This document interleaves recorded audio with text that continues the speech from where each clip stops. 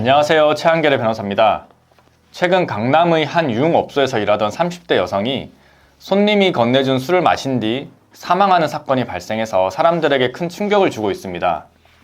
관할 경찰서에 따르면 종업원인 30대 여성이 손님으로 온 남성으로부터 마약류가 섞인 술을 받아 마신 것으로 파악을 하고 조사 중이라고 하였는데요. 경찰은 술에 섞인 마약 물질을 분석하고 업소 관계자들을 상대로 조사를 할 것이라고 밝혔습니다. 이처럼 최근 들어 마약류 관련 범죄가 급속도로 증가를 하고 있는데요. 이는 온라인 산업과 유통이 이전보다 활발해져서 SNS 또는 다크웹 등 어둠의 경로를 통해서 마약을 취급하고 구매하는 사람들이 많아졌기 때문이라고 할 수 있습니다. 예전에는 연예인이나 정말 유명한 사람들만 취급할 수 있다고 생각했던 마약이 일반인들도 쉽게 구매를 할 수 있는 것으로 변질되었기 때문에 더욱더 접근성이 높아졌는데요. 심지어 미성년자들까지도 인터넷을 통해 손쉽게 마약을 구매할 수가 있기에 더욱 사회적인 문제가 크다고 할 수 있습니다. 우리나라도 이러한 마약류를 불법으로 취급하는 것을 방지하기 위해 마약류 관리에 관한 법률을 제정해서 통제를 하고 있는데요.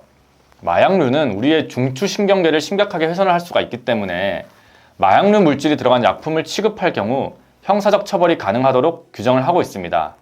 한 사례로 다이어트 약을 복용했을 뿐인데 경찰서에서 연락이 오는 경우가 종종 있는데요. 이는 그 다이어트 약에 마약성 물질이 함유되어 있기 때문입니다. 정체를 알 수 없는 약을 복용을 했을 경우에 이러한 상황이 생기기 쉽게 주의해야 합니다. 또한 마약류 관리법에 의하면 마약을 직접 투약한 사람뿐만 아니라 단순히 소지를 했거나 또는 원료 식물을 재배했다면 이러한 행위도 형사적 처벌의 대상이 될 수가 있습니다. 마약류 관리법 위반 혐의가 인정된다면 5년 이하의 징역 또는 5천만 원 이하의 벌금형을 선고받을 수가 있습니다. 만약 취급한 마약이 일반적인 마약이 아닌 필로폰 계열의 마약이라면 처벌은 더욱더 엄격해질 수가 있고요. 10년 이하의 징역 또는 1억 원 이하의 벌금형을 선고받을 수가 있습니다.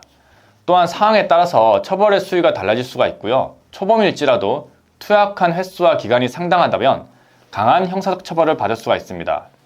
또한 우리 형법은 속지주의를 따르고 있기 때문에 우리나라가 아닌 다른 나라에서 마약을 한다고 하더라도 처벌을 받을 수가 있습니다.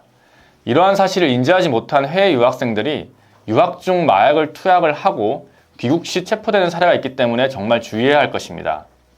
이처럼 법원에서 마약과 관련된 범죄를 강력하게 처벌하는 이유는 마약은 중독성이 매우 강하고 재범을 할 확률이 굉장히 높은 범죄이기 때문입니다.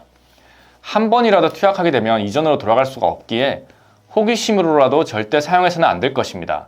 그렇기 때문에 국가적으로 강력하게 마약 취급을 막고 있고 과거에는 벌금형이나 기소유예 처분을 받을 수도 있었지만 최근 판례상 초범이라고 하더라도 징역형을 선고받는 사례가 증가하고 있다는 사실을 유념해야 할 것입니다.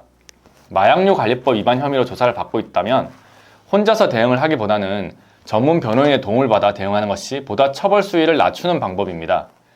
의뢰인의 사항에 따른 적절한 대처와 논리적인 변론을 통해서 최선의 결과를 볼 수 있도록 해야 할 것입니다. 오늘은 마약류 관리법 위반에 대해 알아보는 시간을 가졌습니다.